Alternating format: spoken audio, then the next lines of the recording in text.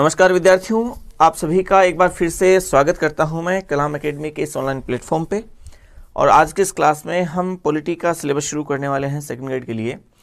और इस सिलेबस में शुरुआत आपकी है संविधान निर्माण से। हालांकि आपके सिलेबस में 1919 और 1935 के अधिनियम के विषय संदर्भ में आपके संवैधानिक विकास का टॉपिक भी दिया हुआ है, लेकिन मैंने जैसा कि पिछली क्लास में आपसे बात की थी कि वो टॉपिक्स चूँकि तथ्यात्मक ज़्यादा हैं, उनमें कुछ समझने लायक बहुत ज़्यादा कुछ चीज़ें नहीं हैं, इसलिए वो टॉपिक्स हम सबसे लास्ट में पढ़ेंगे।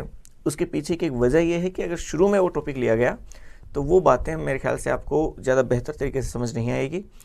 मैं उसी क्रम में और उसी तरीके से आपको पढ़ाना चाह रहा हूँ जिस तरीके से आपके लिए ज़्यादा लाभदायक है और जिस तरीके से आप ज़्यादा अच्छे तरीके से उसे समझ सकते हैं। ठीक है, तो आज की इस क्लास में हम शुरू कर रहे हैं जिस टॉपिक से, उस टॉपिक का नाम है संविधान निर्माण।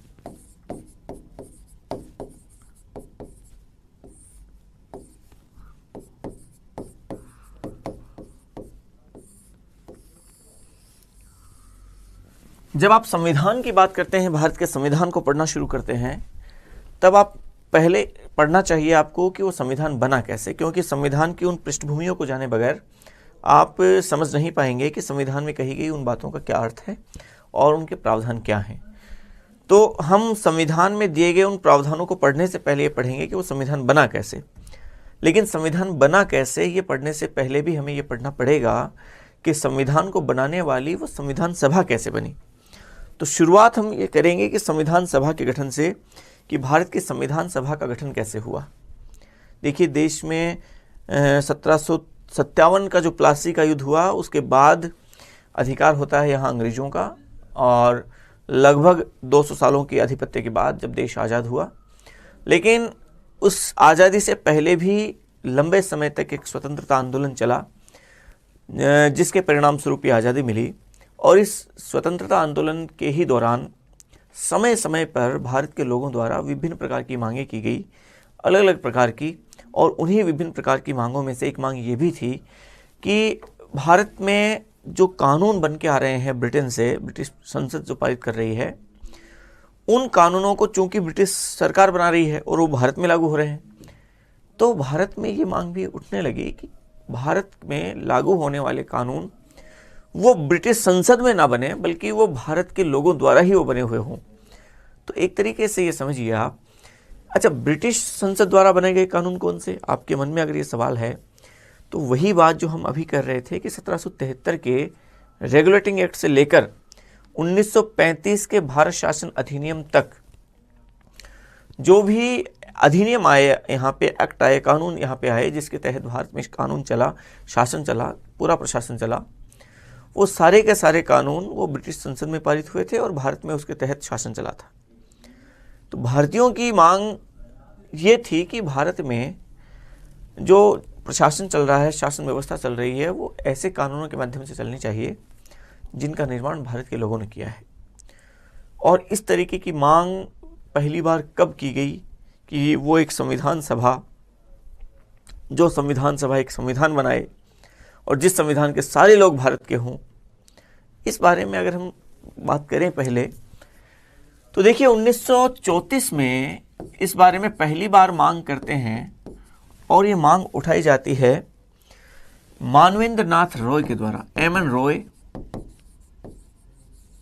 आपने अगर नाम सुना है, मार्क्सवादी नेता थे एम.एन. रॉय, मानवेंद्र नाथ रॉय, उनके द्वारा 1934 में पहली बार ये मांग की गई कि भारत के एक संविधान सभा होनी चाहिए और उस संविधान सभा में सारे के सारे सदस्य भारतीय हों और उनके द्वारा एक ऐसा संविधान बनाया जाए जिस संविधान के प्रावधानों के अनुरूप भारत का शासन चले। हालांकि गांधी 1922 में एक भाषण में कह चुके थे पहले कि भारत का संविधान बने वो दक्षिण अफ्रीका की तर्ज पर बनना चाहिए। बात वो अपने भाषण में ऐसे पहले कह चुके थे, लेकिन वो कोई संविधान सभा की मांग के रूप में ऐसी कोई बात नहीं कर रहे थे। अब ये चूंकि किसी एक व्यक्ति विशेष के द्वारा ही मांग की गई थी, तो ये कोई औपचारिक मांग नहीं थी, बल्कि ये एक व्यक्तिगत मांग थी। तो चूंकि ये व्यक्तिगत मांग थी, इसलिए इसका कोई बहुत ज्यादा प्रभाव नहीं था। जब बात करें हम उसके आगे, तो 1935 में संविधान सभा की पहली बार मांग करती है कांग्रेस। कांग्रेस अपने कार्यकारिणी की बैठक में ये प्रस्ताव लेके आती है कि भारत की एक संविधान सभा हो जिसके द्वारा भारत का संविधान का निर्माण किया जाए। ये औपचारिक मांग थी। ये पहली बार औपचारिक मांग 1935 में कांग्रेस ने की, संविधान सभा की मांग कांग्रेस ने की, लेकिन ब्रिटिश सरकार द्वारा इस मांग को माना नहीं गया। इस मांग पर कोई ध्यान नहीं दिया गया। न केवल 1935 में बल्कि 1936 में, 1937 में, 1938 में हर वर्ष कांग्रेस द्वारा संविधान सभा की मांग ब्रिटिश सरकार के सामने अपने अधिवेशनों में की जाती रही। 1938 आता है। अब 1938 में जवाहरलाल नेहरू ने कांग्रेस के अधिवेशन में एक मांग की और मांग करते हुए कहा कि भारत की जो ऐसी संविधान सभा होगी वो संविधान सभा वयस्क मताधिकार के आधार पर चुनी जाएगी। ये एक नया बिंदु और उस मांग में जुड़ा कि उस संविधान सभा का जो गठन होगा वो वयस्क मताधिकार के आधार पर होगा। ठीक है। 1939 उस मांग पर भी ध्यान नहीं दिया गया। 1939 आता है और 1939 पूरी दुनिया में एक ऐसी घटना को लेकर आया जिस घटना ने पूरी दुनिया को, पूरे विश्व को प्रभावित किया। और वो घटना आप जानते हैं, द्वितीय विश्व युद्ध, सेकेंड वर्ल्ड वार। चूंकि ब्रिटेन उसी सेकेंड वर्ल्ड वार में एक पक्ष था, धुरी राष्ट्रों के बीच और मित्र राष्ट्रों के बीच में युद्ध हो रहा था। मित्र राष्ट्रों में आपके ब्रिटेन था, अमेरिका था, रूस था और फ्रांस था, और धुरी राष्ट्रों में जापान, जर्मनी और इटली थे। अब चूंकि ब्रिटेन उस वर्ल्ड वार में भाग ले रहा था, उनके पास लड़ने के लिए सैनिक चाहिए, और सैनिकों की आपूर्ति वो जानते थे कि भारत से हो सकती है। अब भारत के लोगों को सेना में शामिल करने के लिए उन्हें ऐसा कौन सा प्रलोभन दिया जाए कि उन्हें हम ये कह सकें कि वहाँ के सैनिक, भारत के सैनिक और ब्रिटिश सेना में भर्ती हों। तो यहाँ पर ब्रिटिश सरकार ने 1940 में पहली बार भारत की संविधान सभा की इस मांग को शामिल किया, इस मांग को माना, स्वीकार किया। और 1940 में भारत की संविधान सभा की ये जो मांग थी, उस मांग को जिस समय स्वीकार किया गया, उस समय भारत के गवर्नर जनरल थे, वो थे लॉर्ड लिनलिथगो।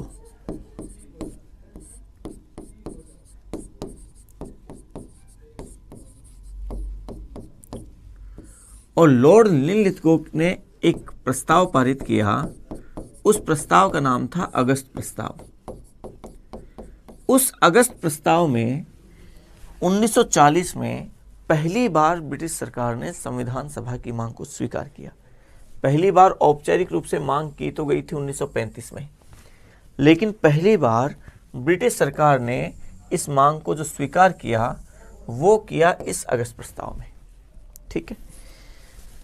1942 आया, क्रिप्स मिशन आया। नाम जानते होंगे आप, क्रिप्स मिशन का नाम सुना होगा आपने। क्रिप्स मिशन, स्टैफर्ड क्रिप्स उसके अध्यक्ष, और क्रिप्स मिशन ने भारत में संविधान सभा की मांग को स्वीकार किया कि भारत में एक संविधान सभा होगी, और उसमें उससे संबंधित प्रावधान भी किए गए। लेकिन आप जानते हैं कि क्रिप्स मिशन के प्रस्तावों को भारत के विभिन्न राजनीतिक दलों ने, और विभिन्न राजनीतिक दलों में भी दो प्रमुख दल उस समय थे, कांग्रेस और मुस्लिम लीग, दोनों ही दलों ने स्वीकार नहीं किया। और चूंकि भारत के राजनीतिक दलों ने इसे स्वीकार नहीं किया, तो क्रिप्स मिशन के प्रस्ताव भारत में लागू भी नहीं हो सकते थे। तो क्रिप्स मिशन असफल रहा। गांधी ने इसे कहा कि ये दिवालिया बैंक का भुना हुआ चेक है। ये संज्ञा कई बार आपने सुनी होगी इस बारे में। वो क्रिप्स मिशन के लिए ही कहा था। 1946 आता है, और 1946 में भारत में एक मिशन आया, एक और। क्रिप्स मिशन तो आया था 1942 में। 1946 में आता है कैबिनेट मिशन।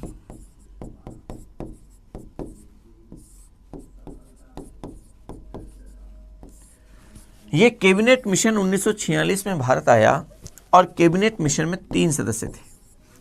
ये भारत आता है 24 मार्च 1946। 3 सदस्य इसमें जो थे, उसमें पहले सदस्य थे पैथिक लॉरेंस।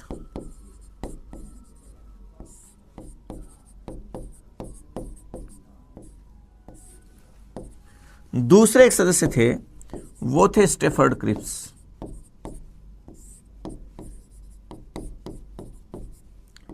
और तीसरे एक सदस्य थे वो थे A.B. अलेक्जेंडर।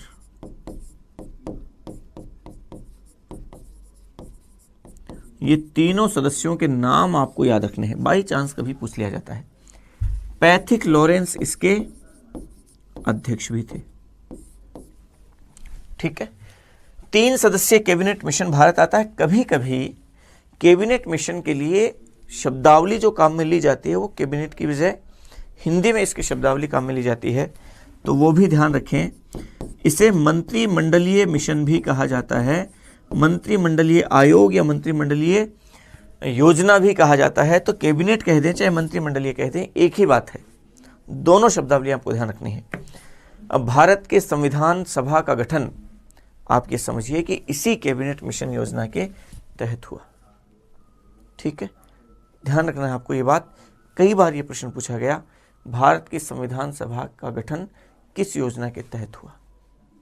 ठीक है, तो इस तरीके से अब इस कैबिनेट मिशन ने भारत की संविधान सभा के गठन से संबंधित कौन कौन से प्रावधान किए, उन प्रावधानों की हम बात करते हैं कि कौन कौन से ऐसे प्रावधान जिनके तहत भारत की संविधान सभा का गठन हुआ।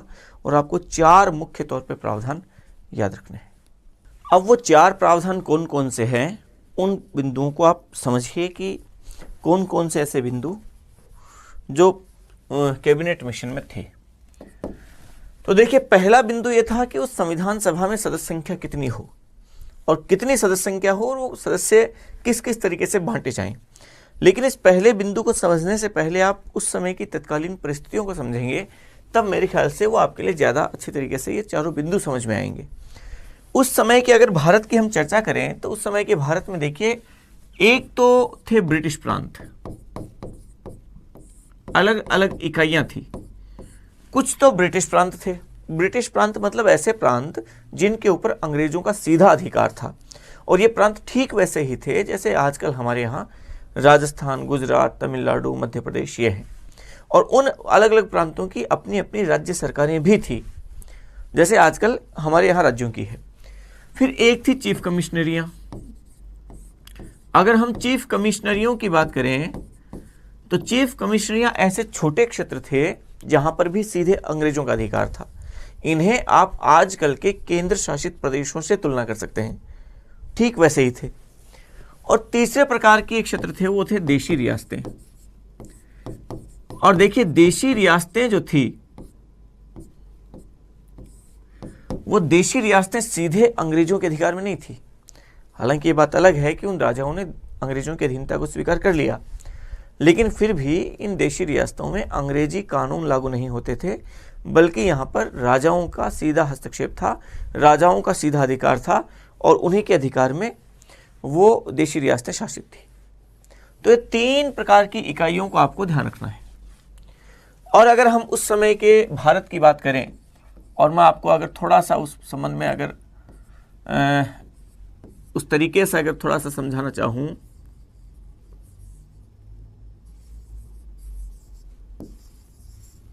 तो देखिए उस समय के भारत में दशाएं किस तरीके से क्या थी।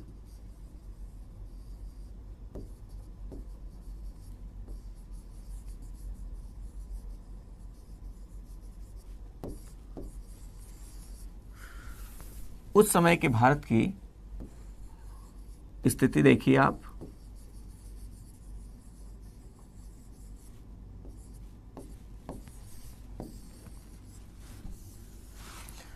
भारत ये समझ लीजिए आप कि भारत है, और उस समय के भारत की स्थिति किस तरीके की थी। उस समय के भारत में एक तो यहां पे आपके पाकिस्तान भी था, और एक यहां पे आपके बांग्लादेश भी था। ये सारा भारत इस तरीके से था, मिला हुआ था। विभाजन तो आजादी के बाद हुआ। इस भारत में ब्रिटिश प्रांत थे, वो तो 11 ब्रिटिश प्रांत थे। 11 ब्रिटिश प्रांतों में एक तो यहां पे था पंजाब, एक यहां पे था संयुक्त प्रांत,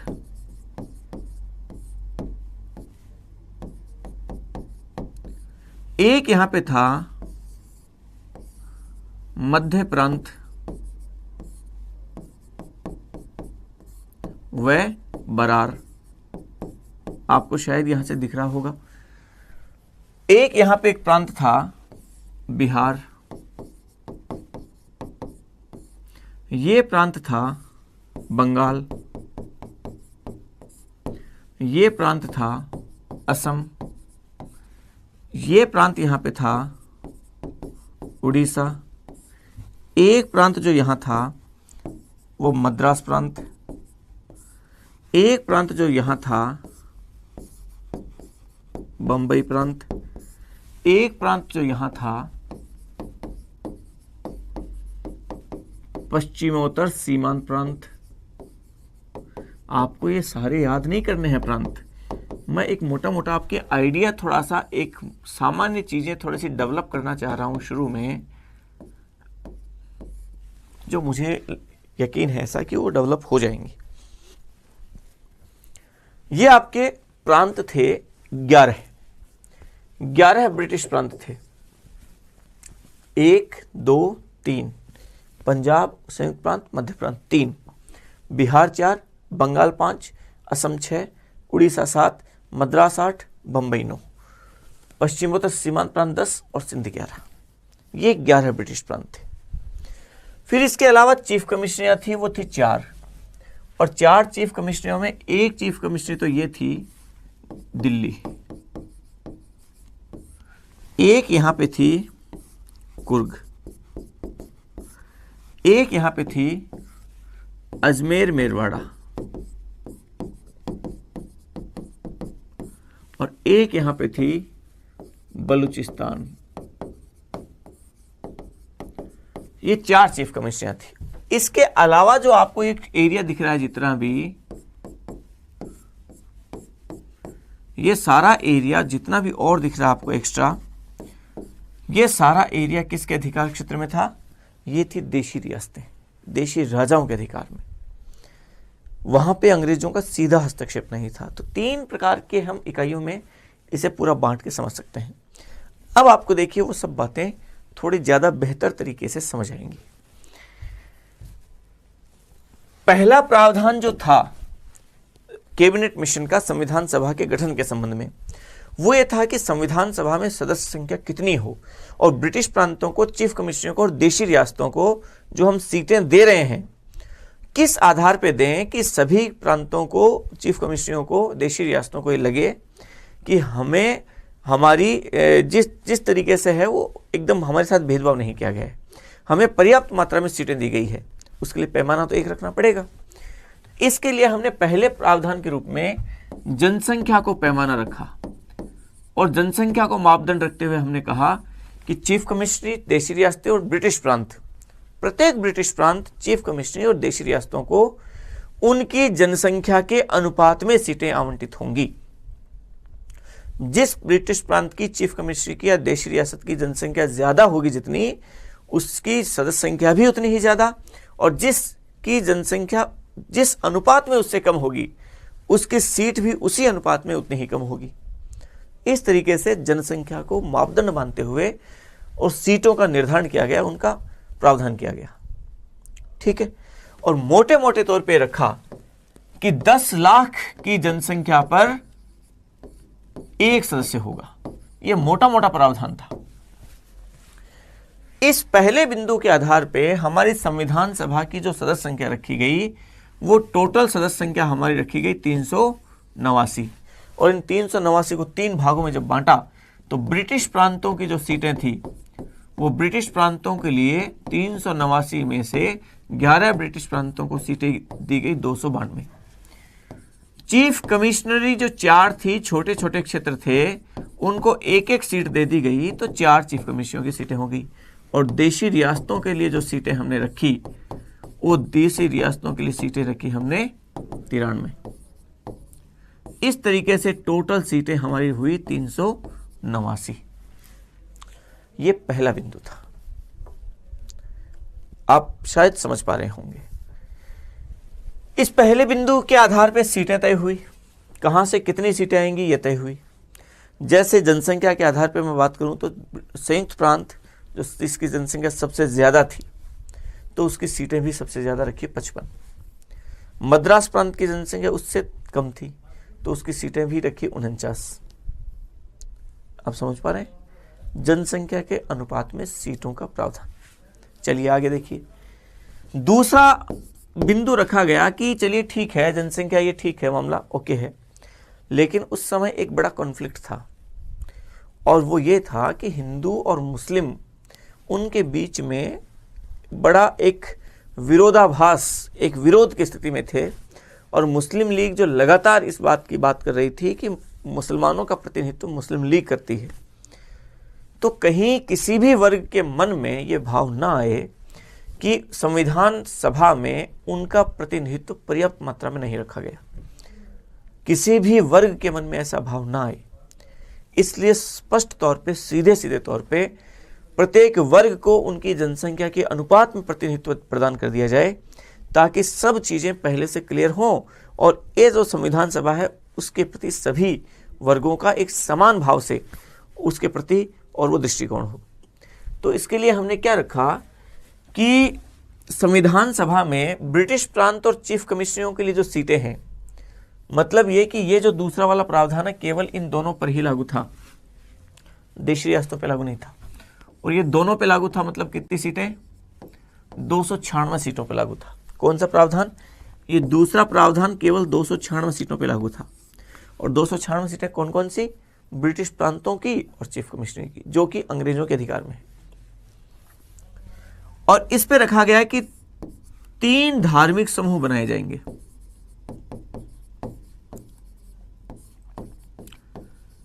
और 3 धार्मिक समूह बनकर उन धार्मिक समूहों की जनसंख्या के अनुपात में उन्हें सीटें आवंटित की जाएगी। इसका मतलब यह है कि जिस धार्मिक समूह की जनसंख्या जितनी ज़्यादा होगी उसकी सीटें भी उसी अनुपात में उतनी ज़्यादा होंगी, और जिस धार्मिक समूह की जनसंख्या जिस अनुपात में कम होगी उसकी सीटें भी उसी अनुपात में कम होगी। ठीक है, तो ये 3 धार्मिक समूह जो बनाए गए उसमें पहला धार्मिक समूह बनाया गया सामान्य, दूसरा धार्मिक समूह बनाया गया मुस्लिम, और तीसरा धार्मिक समूह बनाया गया सिख। अब सिखों की आबादी चूंकि केवल पंजाब में थी तो ये प्रावधान किया गया कि इसके लिए सीटें भी केवल पंजाब में ही आरक्षित रखेंगे। सिखों की जनसंख्या इसमें सबसे कम, तो सीटें भी रखी गई सबसे कम 4 सिखों की। मुसलमानों की जनसंख्या सिखों की तुलना में ज़्यादा, तो उस अनुपात में जिस अनुपात में ज़्यादा है सीटें भी उसी अनुपात में रखी गई 79। अब सामान्य में जो मुस्लिम और सिख के अलावा जो भी हैं वो सारे सामान्य में होंगे, जिनमें बहुसंख्यक हिंदू हैं, यहूदी हैं, जैन हैं, बुद्ध हैं, पारसी हैं, ईसाई हैं, वो सब के सब सामान्य में आ गए। और उनकी जनसंख्या चूंकि सबसे ज़्यादा थी तो उसी अनुपात में सीटें भी उनकी सबसे ज़्यादा 213, और इस तरीके से 296 सदस्य। क्या ये दूसरा बिंदु क्लियर है आपके? पहले बिंदु में जनसंख्या के आधार पर सीटों का प्रतिनिधित्व, दूसरे में धर्मों को, विभिन्न धार्मिक समूहों को जो प्रतिनिधित्व दिया गया वो भी उनकी जनसंख्या के अनुपात में दिया गया। ये 2 बिंदु। तीसरा बिंदु था कि चलिए ठीक है, आपकी दोनों बातें ठीक है, लेकिन इन सदस्यों का चुनाव कैसे होगा, किस तरीके से वो चुन के आएंगे। तो ये प्रावधान बड़ा टेढ़ा था। टेढ़ा इस मायने में था कि अगर आम जनता से प्रत्यक्ष निर्वाचन के आधार पर, वयस्क मताधिकार के आधार पर यदि वोटिंग होगी तो उस समय के भारत की स्थिति को समझिए आप। न आर्थिक संसाधन थे, न लोग इतने पढ़े लिखे, इतने जागरूक थे जो चुनाव के बारे में बहुत ज़्यादा कुछ जानते हों। इसलिए विचार किया गया कि प्रत्यक्ष निर्वाचन तो देखिए इस समय कराना कोई बहुत ज़्यादा बुद्धिमता नहीं है, तो इसके लिए क्या कराया जाए? सबसे पहली बात तो अप्रत्यक्ष निर्वाचन हो। अप्रत्यक्ष निर्वाचन का मतलब डायरेक्ट जनता वोटिंग नहीं करेगी, तो फिर वोटिंग कौन करेगा? तो ये विचार किया गया कि वोटिंग करेगा, प्रत्येक राज्यों की विधानमंडल है, प्रत्येक राज्य में प्रांतों में अपने अपने विधानमंडल है और उनके सदस्य संख्या है। वो सदस्य अपने अपने प्रांतों से जितने जितने सदस्य चुने जाने हैं उन सदस्यों की वोटिंग कर देंगे। ठीक है, जैसे आजकल, मैं इसका उदाहरण बता देता हूँ आपको, पहले लिखता हूँ उसके बाद उदाहरण बताता हूँ। मतलब ये कहा गया है कि प्रत्येक राज्य की या प्रांतीय, जो प्रांत, अगर उस समय आप प्रांत शब्द से ज़्यादा अच्छे से समझ रहे हैं तो आप ये समझिए कि प्रांत की जो विधानसभा है, वो विधानसभा के सदस्य वो वोटिंग करेंगे, वो वोट करेंगे, और वो वोट करेंगे कौन सी प्रणाली से? एकल संक्रमणीय मत प्रणाली से।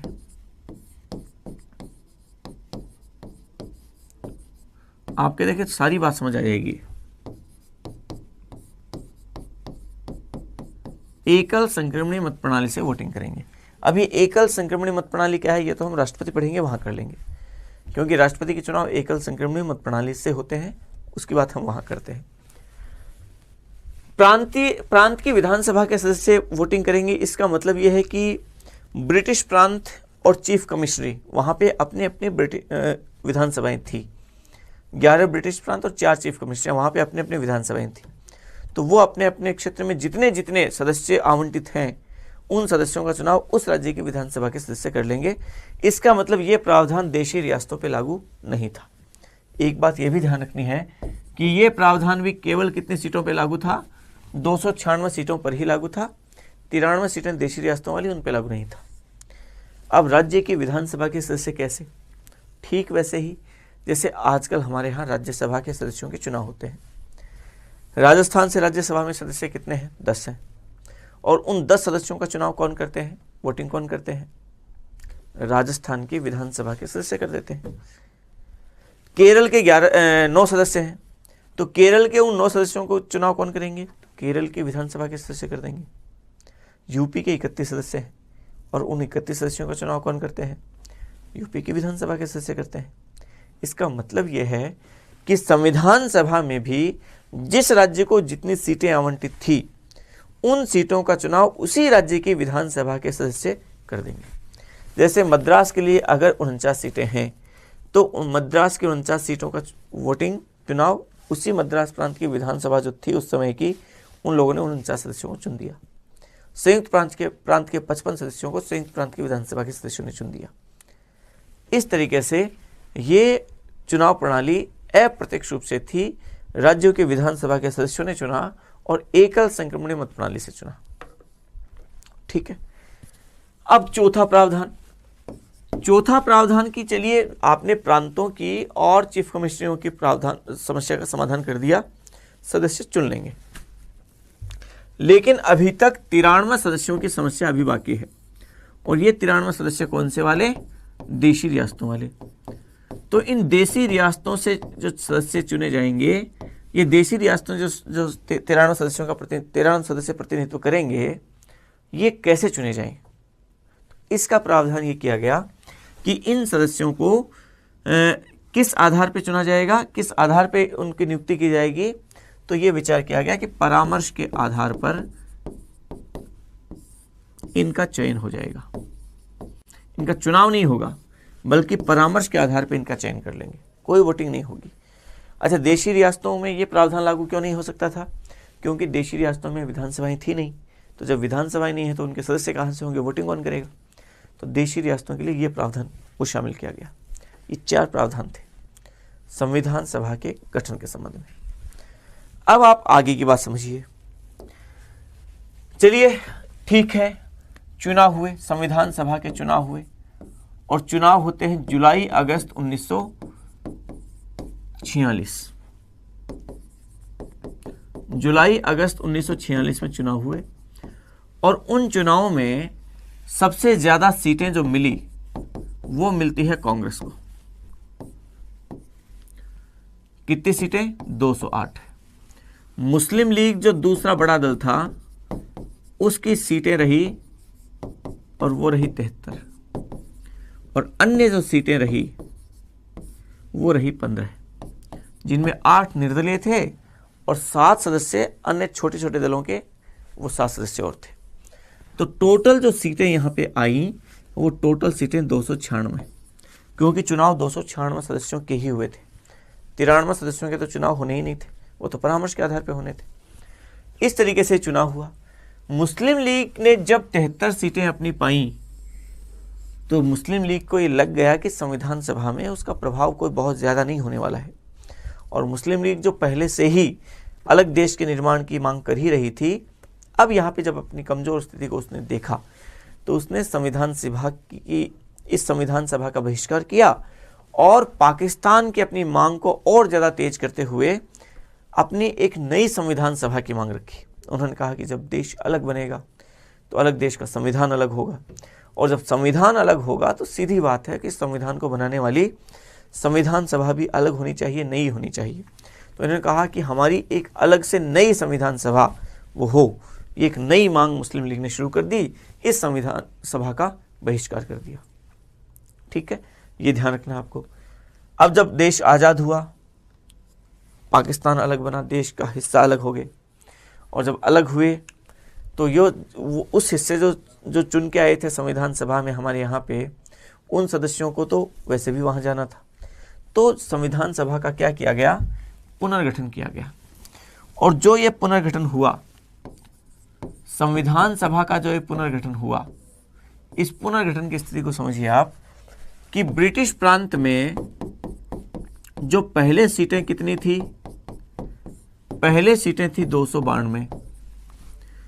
चीफ कमिश्नरी की पहले सीटें कितनी थी, 4। और देशी रियासतों की जो पहली सीटें कितनी थी, 93। मतलब टोटल सीटें यहां पे थी 389। अब जो सदस्य संख्या पुनर्गठित हुई, ये पूर्व की है, ये पुनर्गठन के बाद की है। और ये क्या हुआ, 292 सीटें घटकर रह जाती हैं 226 ब्रिटिश प्रांतों वाली। चीफ कमिश्नर की 4 सीटों से घटकर रह जाती है 3, एक बलूचिस्तान पाकिस्तान में चला गया। और देशी रियासतों की 93 सदस्य संख्या घटकर रह जाती है 70, और इस तरीके से टोटल सदस्य संख्या रह जाती है 299, जो पहले 389 थी।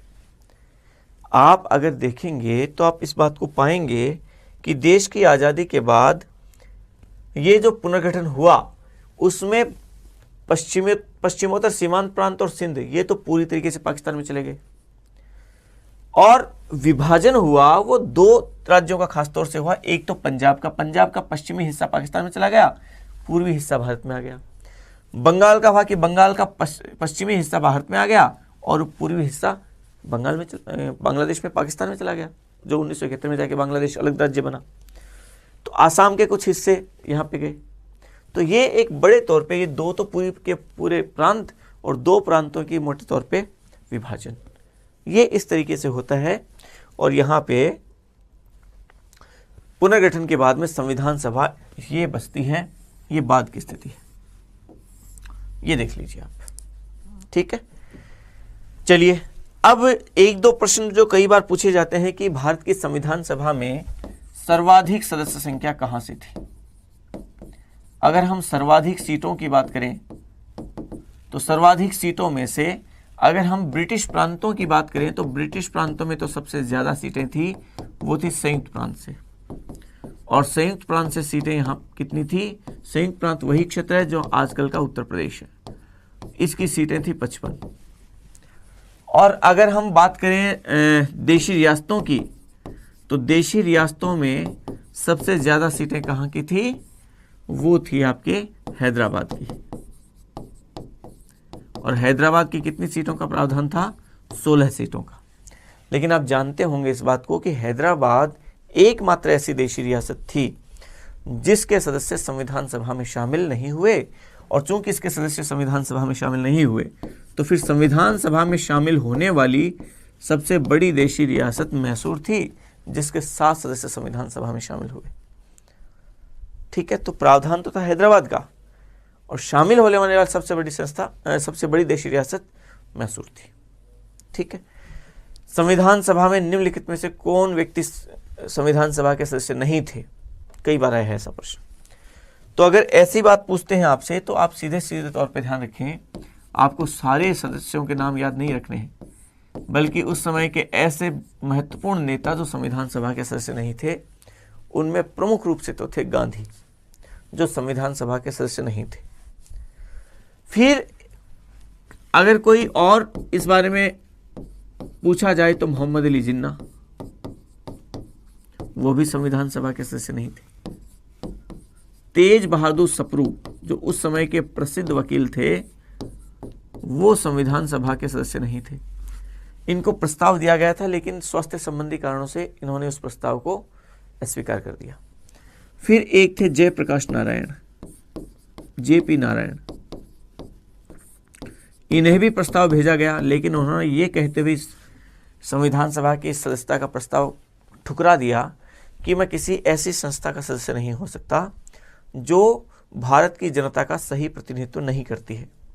दरअसल जेपी का मानना था कि भारत की संविधान सभा चूंकि भारत की जनता द्वारा प्रत्यक्ष रूप से नहीं चुनी गई है, इसलिए ये संस्था भारत की जनता का सही प्रतिनिधित्व नहीं करती, और इस आधार पर वो इस संस्था का विरोध कर रहे थे। इन्होंने सदस्यता को ठुकरा दिया। भारत की संविधान सभा में महिलाएं कितनी थी? तो भारत की संविधान सभा में महिलाओं की संख्या कितनी थी? 15 महिलाएं थी।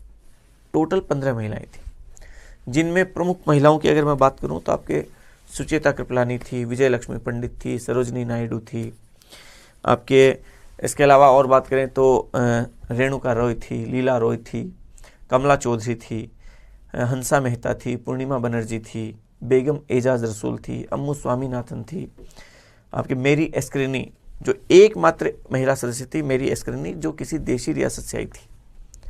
किसी देशी रियासत से संविधान सभा में प्रतिनिधित्व करने वाली एकमात्र महिला सदस्य कौन थी? मेरी एस्क्रिनी।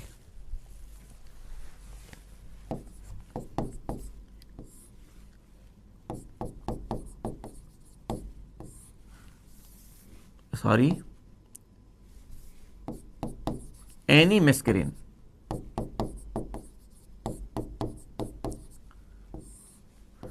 ये एकमात्र महिला सदस्य थी जो किसी देशी रियासत का प्रतिनिधित्व कर रही थी।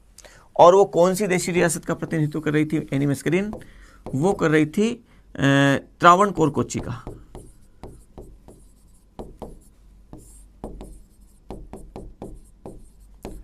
त्रावणकोर कोच्चि से ये चयन होकर, परामर्श के आधार पर चयन होकर आई थी। ये समझ लीजिए आप, एकमात्र महिला सदस्य। चलिए इसके बाद में हम बात करें कि अंबेडकर की, खास तौर से क्योंकि अंबेडकर और संविधान आपके सिलेबस में यहाँ पे अलग से वैसे है भी, तो उसकी अगर मैं और आपसे बात करूँ तो समझिए कि भीमराव अंबेडकर वो संविधान सभा में चुने गए थे बंगाल से। पहले चरण की बात कर रहा हूँ मैं, जुलाई अगस्त 1946 में जो चुनाव हुए उस समय की बात कर रहा हूँ। बंगाल से चुने गए, संविधान सभा के सदस्य बने। लेकिन जब देश का विभाजन हुआ, संविधान सभा का पुनर्गठन हुआ, तो वो क्षेत्र जहां से वो चुने गए थे वो चला गया पाकिस्तान में। अब जब वो पाकिस्तान में चला गया तो अब यहाँ पे वो दोबारा फिर चुन के आए बम्बई प्रांत से, जिसे आजकल हम महाराष्ट्र कहते हैं, उस बम्बई प्रांत से। और बम्बई प्रांत की उस सीट से जो सीट खाली हो गई थी, कि एक सदस्य थे जिन्होंने त्यागपत्र दे दिया था, तो उनके त्यागपत्र से वो सीट खाली हो गई थी, और उस सीट पर फिर भीमराव अंबेडकर वो चुन के आए थे। ठीक है, तो इस तरीके से पहले वो बंगाल से चुने गए थे और बाद में वो चुने गए बंबई प्रांत से। चलिए इसके बाद हम अंबेडकर की और बात भी आगे करेंगे, जब संविधान निर्माण के प्रोसेस में चलेंगे, प्रारूप समिति की बात करेंगे, अध्यक्ष किस तरीके से थे वो हम और वो भी बात करने वाले हैं। संविधान सभा में राजस्थान से चुने जाने वाले एकमात्र निर्वाचित सदस्य कौन थे? राजस्थान से वैसे तो 12 सदस्य चुने गए थे, लेकिन एकमात्र निर्वाचित कौन से थे? क्योंकि राजस्थान आप जानते हैं सारी देशी रियासतें थी, सिवाय छोड़ के एक चीफ कमिश्नरी को, और चीफ कमिश्नरी वो थी अजमेर मेरवाड़ा, और अजमेर मेरवाड़ा से चुने हुए थे, बाकी से मनोनीत थे। तो चुने हुए जो एकमात्र राजस्थान से सदस्य थे वो थे मुकुट बिहारी लाल भार्गव।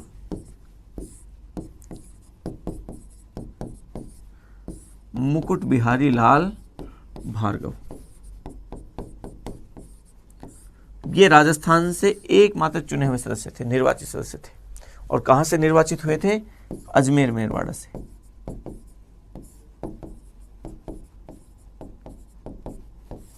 और वैसे राजस्थान से कितने सदस्य चुने गए थे? 12 सदस्य। ठीक है, देखिए इसके दूसरे चरण में संविधान सभा के गठन के बाद हम बात करते हैं संविधान निर्माण की। संविधान बना कैसे?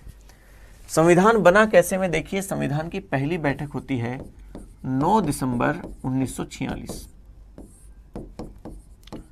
और इस बैठक में संविधान सभा में 211 सदस्य उपस्थित हुए और इन 211 सदस्यों में से इसकी अध्यक्षता कौन करे, तब तक के लिए जब तक कि संविधान सभा अपने अध्यक्ष को नहीं चुन लेती, इसकी अध्यक्षता दी जाती है सच्चिदानंद सिन्हा को।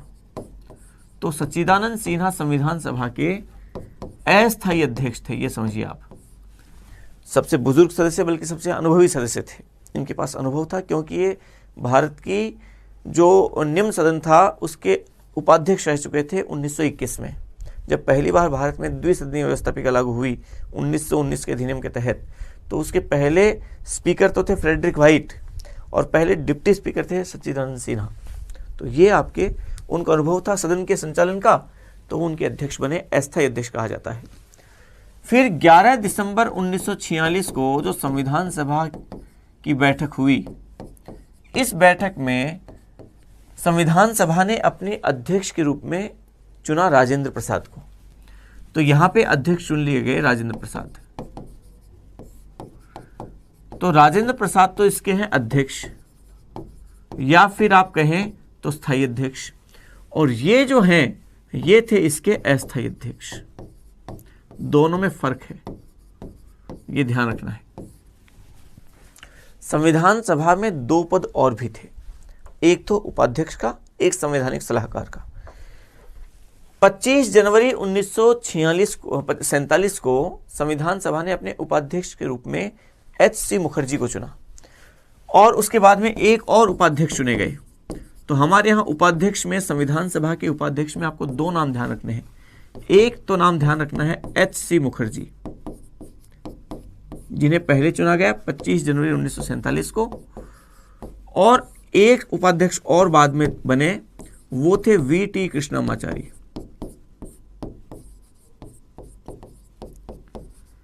अब यहां ध्यान रखें, एक सदस्य तो थे TT कृष्णमाचारी जो बाद में प्रारूप समिति के सदस्य बने, एक थे VT कृष्णमाचारी, ये दोनों अलग अलग हैं। तो ये 2 उपाध्यक्ष। एक पद और था संवैधानिक सलाहकार का। हमारी संविधान सभा के संवैधानिक सलाहकार कौन थे? तो संवैधानिक सलाहकार थे, और वो थे कौन? वो थे BN राव, बेनेगल नरसिंह राव, जो बाद में आगे जाके इंटरनेशनल कोर्ट, अंतर्राष्ट्रीय न्यायालय के न्यायाधीश भी बने, BN राव। तो ये आप ध्यान रखें, 4 पोस्ट खासतौर से ध्यान रखें। अस्थायी अध्यक्ष सच्चिदानंद सिन्हा, अध्यक्ष राजेंद्र प्रसाद, उपाध्यक्ष में 2 हैं, संवैधानिक सलाहकार में BN राव है। ठीक है। हमारे संविधान सभा ने काम करना शुरू किया 13 दिसंबर 1946 से, और 13 दिसंबर 1946 को जो महत्वपूर्ण घटना हुई, नेहरू ने एक प्रस्ताव पेश किया और उस प्रस्ताव का नाम था उद्देश्य प्रस्ताव।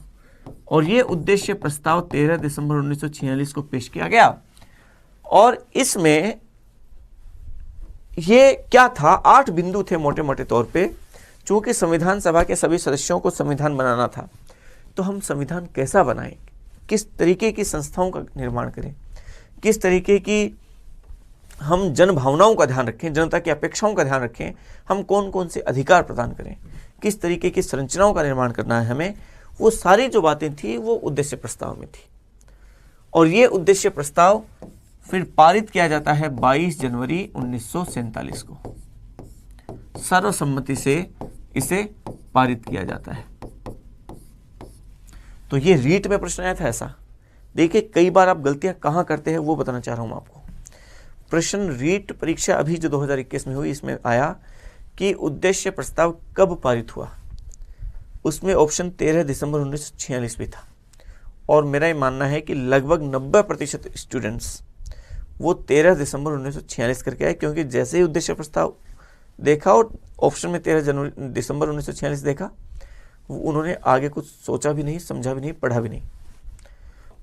यहां पे पूछा था उद्देश्य प्रस्ताव कब पारित हुआ, तो पारित हुआ था 22 जनवरी 1947 को। ये विशेष तौर पे ध्यान रखना है आपको, एग्जाम हॉल में तैयारी करते समय तो ध्यान रखना ही है, लेकिन एग्जाम हॉल में विशेष तौर पे ध्यान रखना है कि कौन सी चीज़ें किस तरीके से आपको समझनी है और उनके उत्तर कैसे देने हैं। चलिए फिर देखिए, संविधान सभा ने जो काम किया संविधान निर्माण का, वो विभिन्न समितियों के माध्यम से किया। अलग अलग समितियां थी अलग अलग काम के लिए। ठीक वैसे ही जैसे आजकल हमारे यहाँ संसद में अलग अलग कार्य के लिए अलग अलग समितियां हैं, संविधान सभा में भी वो समितियां थी। समितियों में एक समिति थी संघ शक्ति समिति, और उस संघ शक्ति समिति के अध्यक्ष थे जवाहरलाल नेहरू। एक समिति थी संघ संविधान समिति, और उस संघ संविधान समिति के अध्यक्ष भी थे जवाहरलाल नेहरू। एक समिति थी राज्यों से समझौता समिति,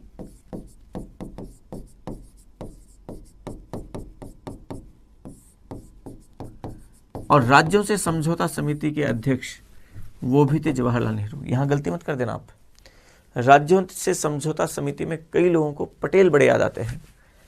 जब ऐसा प्रश्न पूछा जाता है तो उनके मन से अंदर से फीलिंग्स आती है कि इसमें तो वल्लभ भाई पटेल होंगे, और आपकी मन के अंदर से आई गई ये फीलिंग्स आपके 2 नंबर काट के चली जाती है, बल्कि 2 नंबर तो ये जाते हैं और नेगेटिव मार्किंग में 0.66 और जाते हैं, वो अलग से। ध्यान रखें, राज्यों से समझौता समिति के अध्यक्ष जवाहरलाल नेहरू थे। फिर एक थी प्रांतीय संविधान समिति,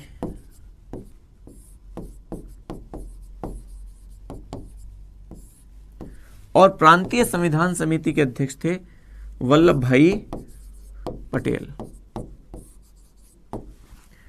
फिर एक समिति थी मूल अधिकार और अल्पसंख्यक समिति,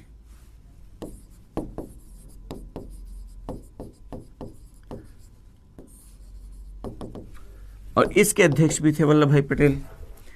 एक समिति और थी, वो थी संचालन समिति, और संचालन समिति के अध्यक्ष कौन थे? संचालन समिति का अध्यक्ष हमेशा वही होता है जो उस सदन का अध्यक्ष होता है। तो राजेंद्र प्रसाद संविधान सभा के अध्यक्ष थे, तो वही उसके अध्यक्ष थे। फिर एक समिति थी नियम समिति, नियम समिति के अध्यक्ष भी राजेंद्र प्रसाद। एक समिति आपके थी अंतिम और सबसे महत्वपूर्ण समितियों में जिसकी बात मैं कर रहा हूं, प्रारूप समिति, और इसके अध्यक्ष थे भीमराव अंबेडकर। 8 मुख्य समितियां थी, हालांकि इसके अलावा भी और समितियां थी, जैसे कार्य संचालन समिति। जैसे संचालन समिति अलग है, कार्य संचालन समिति अलग है, समितियां भी अलग अलग थी, ये भी ध्यान रखें आप। कई प्रकार की छोटी समितियां और भी थी, तदर समितियां थी, वो छोटी समितियां थी। तो उन समितियों के अध्यक्ष भी और थे, लेकिन ये मुख्यतः बड़ी समितियों में ये समितियां थी। ठीक है, ये आपको ध्यान रखना है। प्रारूप समिति इन समितियों में एक बहुत महत्वपूर्ण समिति थी, जिसने पूरे के पूरे संविधान को एक रूप दिया। एक प्रश्न जनरली आता है कि भारत के संविधान का पहला प्रारूप, पहला मसौदा किसने तैयार किया, और इसमें आपको लगता है कि वो भीमराव अंबेडकर ने किया, जबकि ऐसा नहीं है।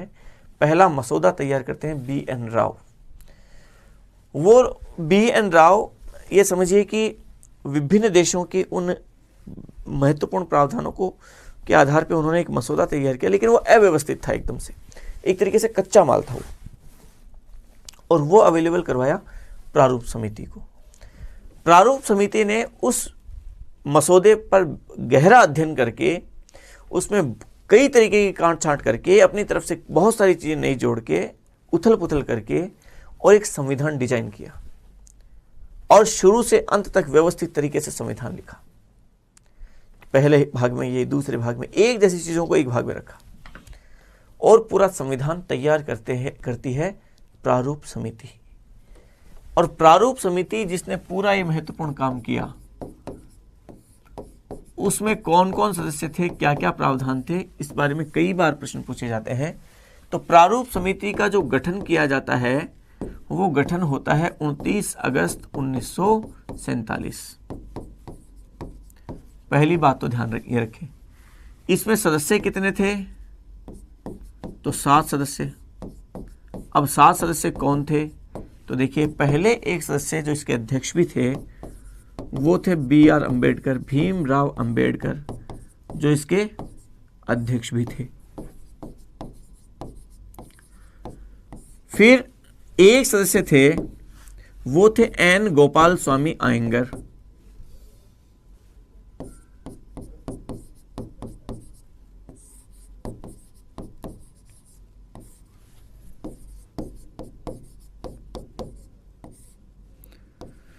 एक सदस्य थे, वो थे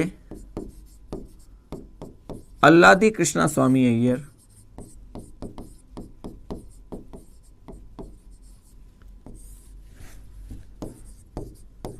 प्रसिद्ध वकील। फिर एक सदस्य थे KM मुंशी, कन्हैयालाल माणिक्यलाल मुंशी, संवैधानिक मामलों के बहुत जानकार व्यक्ति।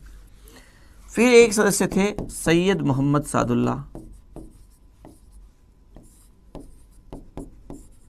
संविधान सभा में शामिल होने वाले, बल्कि प्रारूप समिति के एकमात्र मुस्लिम लीग के सदस्य सैयद मोहम्मद सादुल्ला।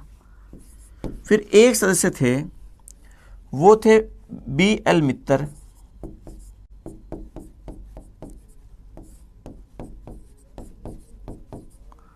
और BL मित्तर कुछ समय बाद इनका स्वास्थ्य हुआ खराब, तो इन्होंने इस्तीफा दिया, त्याग पत्र दिया स्वास्थ्य संबंधी कारणों से। इनके स्थान पर सदस्य बने, वो बने N माधव।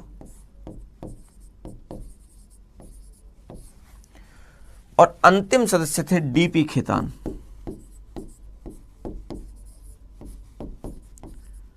लेकिन कुछ समय बाद DP खेतान की हो जाती है मृत्यु, तो इनकी मृत्यु के बाद इनकी जगह पे सदस्य बने VT कृष्णामाचारी। इनकी जगह जो सदस्य बने वो बने TT कृष्णामाचारी।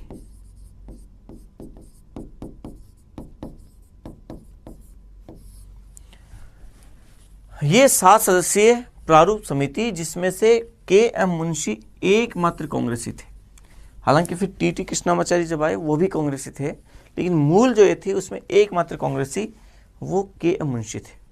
और उस समय की राजनीति में एक बड़ी बात है, ये कांग्रेस का बड़प्पन समझिए उस समय का, कि जो संविधान सभा में बहुमत की स्थिति में थी और जिस समिति का संविधान निर्माण पर सबसे महत्वपूर्ण प्रभाव था, उसमें एकमात्र कांग्रेस से रखा है KM मुंशी को।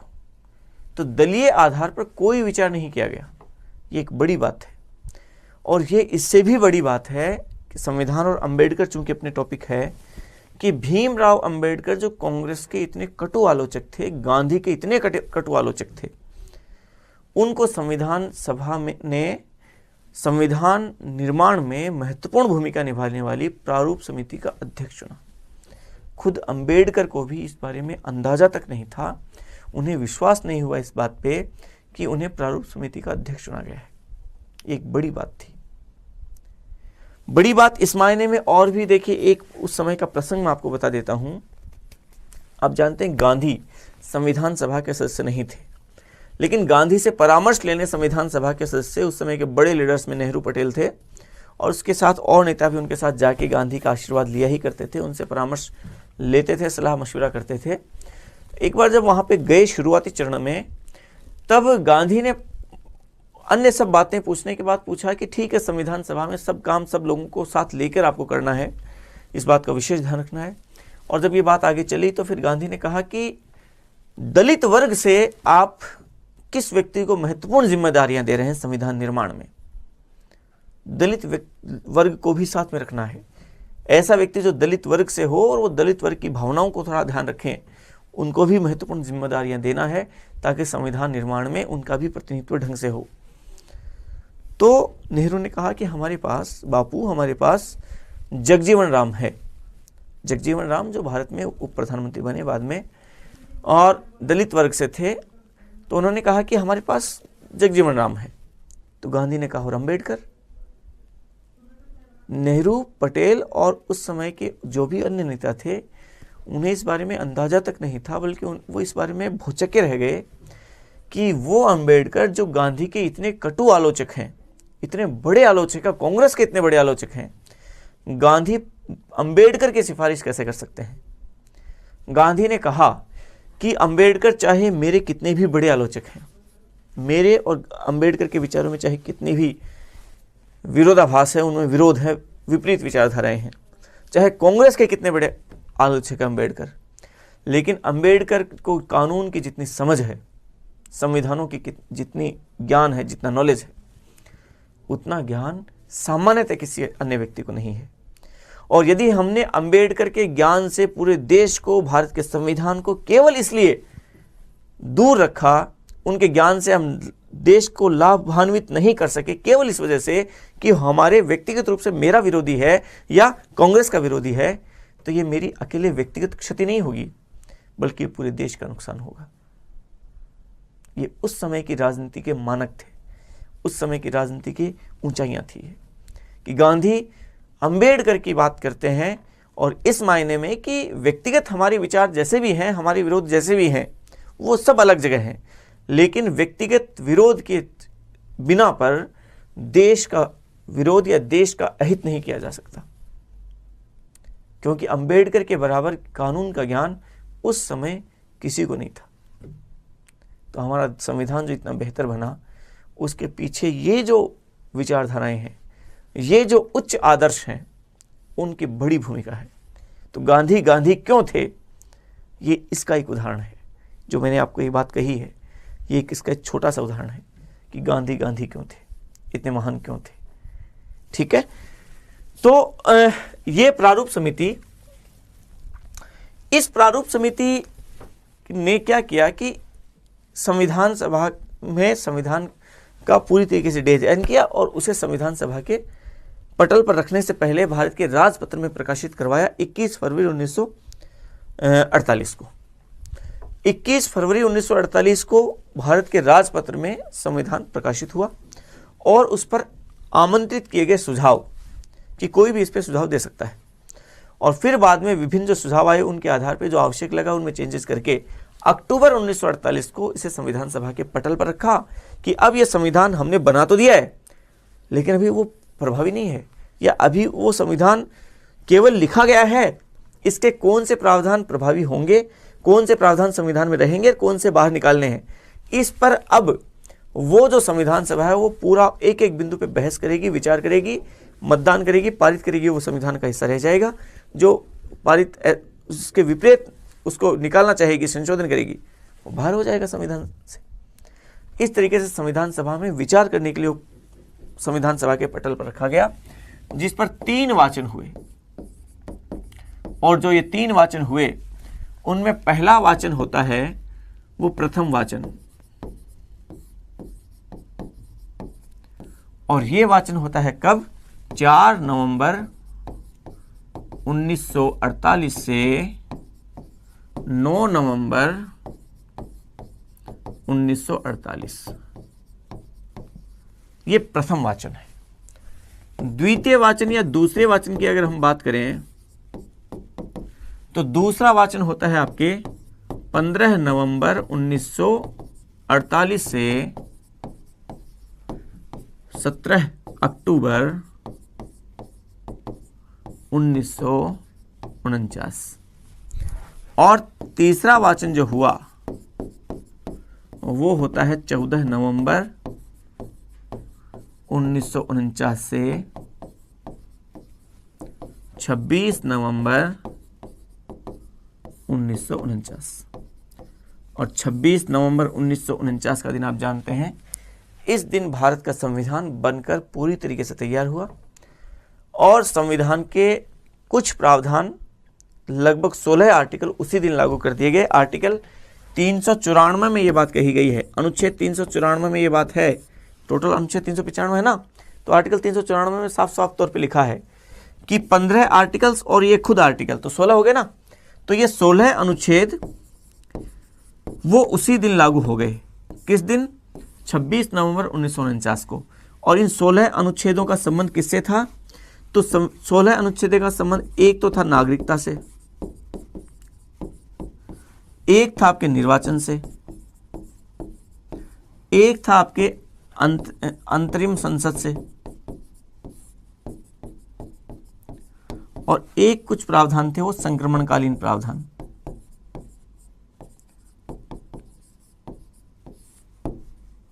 ये आपातकालीन प्रावधान नहीं है, संक्रमणकालीन प्रावधान जो संविधान के अंत में लास्ट में दिए गए हैं।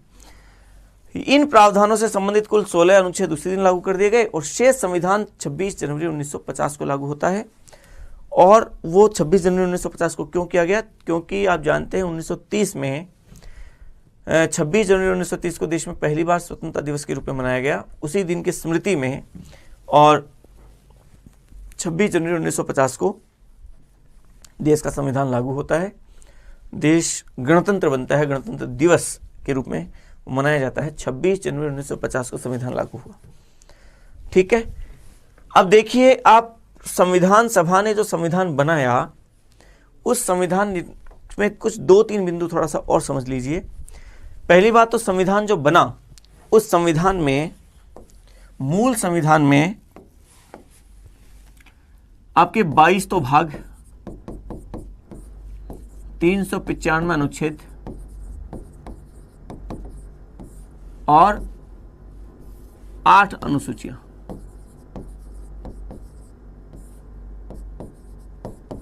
जबकि वर्तमान में अनुसूचियां कितनी? 12 हैं। एक बात तो ये ध्यान रखें, संविधान निर्माण में 2 वर्ष 11 माह और 18 दिन का समय लगा और लगभग 64 लाख रुपए खर्च हुए। 64 लाख रुपए का व्यय हुआ। इस संविधान जो बना, संविधान सभा ने बनाया, टोटल 11 सत्र हुए और 11 सत्रों में 165 बैठकें हुई। ठीक है, ये थोड़ी मोटी मोटी तौर पे जानकारियां हैं, इनको भी थोड़ा ध्यान रखें। संविधान सभा की आखिरी बैठक होती है और वो अंतिम बैठक होती है 24 जनवरी 1950। 24 जनवरी 1950 को संविधान सभा की अंतिम बैठक हुई और इस अंतिम बैठक में संविधान सभा ने एक तो डॉक्टर राजेंद्र प्रसाद को संविधान सभा के अध्यक्ष के रूप में भारत के राष्ट्रपति के रूप में चुना। जो संविधान सभा के अध्यक्ष थे ना राजेंद्र प्रसाद, उन्हें भारत के राष्ट्रपति के रूप में भी चुन लिया। भारत के राष्ट्रपति के पहले चुनाव तो है 1952 में, वो तो पहले चुनाव थे उस समय के, लेकिन जब तक कि वो चुनाव ना हो तब तक कि देश में अंतरिम राष्ट्रपति मतलब अस्थायी राष्ट्रपति के रूप में इसी संविधान सभा ने राजेंद्र प्रसाद को चुन लिया। और इसी दिन संविधान सभा ने राष्ट्रगान और राष्ट्रगीत दोनों को स्वीकृत किया, दोनों को स्वीकार किया 24 जनवरी 1950 को। संविधान सभा पे 284 सदस्यों के साइन हैं। भारत के संविधान पर 284 सदस्यों के साइन हैं। संविधान की 3 प्रतियों पर, 2 इंग्लिश में 1 हिंदी में, और वो तीनों मूल प्रतियां संसद में रखी हुई है अभी। तो 284 सदस्यों के साइन हैं इस पे, ये भी ध्यान रखना है। अब संविधान के बारे में हम कुछ और बात करें तो संविधान सभा ने देखिए न केवल संविधान का निर्माण किया बल्कि कुछ और भी काम किए। 22 जुलाई 1947 को राष्ट्रीय ध्वज के रूप में तिरंगे को इसी संविधान सभा ने अपनाया था। आप जानते होंगे कि संविधान में अब तक 104 संशोधन हो चुके हैं। संविधान में संशोधन करने की शक्ति संसद को है। भारत में पहला संशोधन 1951 में हुआ और संसद पहली आई 1952 में। संसद के चुनाव 1952 में हुए। संशोधन करने की शक्ति जब संसद को है, संसद 1952 में आई, तो पहला संविधान संशोधन 1951 में हुआ, तो ये संशोधन किसने किया? तो ये अंतरिम संसद जो आप शब्द पढ़ रहे हैं, वो अंतरिम संसद के रूप में काम किसने किया था? इसी संविधान सभा ने किया। जो 1947 में देश आजाद हुआ तो संविधान सभा ने अंतरिम संसद के रूप में भी काम किया था। देखिए, कानून अलग होता है, संविधान अलग होता है। संविधान तो एक बार बन गया, संविधान सभा ने बनाया था, कानून तो अभी भी बनते हैं और कानून बनाने का काम संसद का होता है। तो 1947 में जब देश आज़ाद हो गया तो कानून तो चाहिए, कानून बनाने के लिए व्यवस्थापिका चाहिए, संसद चाहिए। संसद अब चुनी नहीं है, 1952 में चुनी गई। तो तब तक ये, जब तक संसद चुनी न जाए, संसद के रूप में काम कौन करेगी? तो इसी संविधान सभा को ये जिम्मेदारी सौंपी गई और अंतरिम संसद की रूप में पहली बैठक जो हुई वो 13 नवंबर 1947 को हुई और आखिरी बैठक 13 अप्रैल 1952 को हुई। अंतरिम संसद के अध्यक्ष जो थे वो थे गणेश वासुदेव मावलंकर। मतलब है कि सदस्य वो के वो, स्थान वो का वो। जब भी संविधान सभा संविधान निर्माण करने के लिए बैठती तब उसकी अध्यक्षता राजेंद्र प्रसाद करते, लेकिन जब वो कानून बनाने के लिए बैठती अंतरिम संसद के रूप में तो अध्यक्षता गणेश वासुदेव मावलंकर करते। तो संविधान सभा दो रूपों में काम कर रही थी, संविधान सभा के रूप में भी और अंतरिम संसद के रूप में भी।